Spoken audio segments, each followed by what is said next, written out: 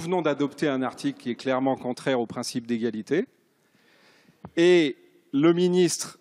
en m'expliquant que sur la question du remboursement, on ne traitait pas différemment les Français en France des Français non résidents, a lui-même reconnu qu'il excluait les non-résidents hors Europe, contrairement à la jurisprudence du Conseil d'État qui a condamné la France sur la question des plus-values avec les deux taux 19, 33,3%. Je remarque que vous ne m'avez pas répondu sur ce point, et pour cause, parce que vous savez, comme d'ailleurs l'ensemble des fonctionnaires qui sont derrière vous, que la France sera à nouveau condamnée pour les mêmes raisons, c'est une jurisprudence évidente, dans les années qui viennent. Mais pendant ce temps-là, nos compatriotes vont se retrouver dans la situation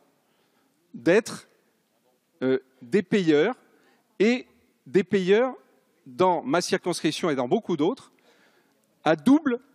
niveau, c'est-à-dire pour les mêmes revenus en direction de la France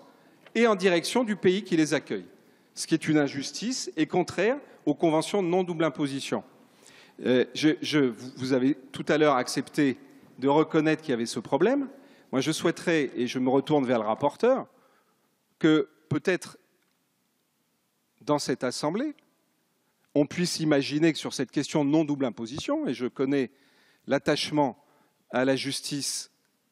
de notre rapporteur, on puisse travailler sur, à partir du moment où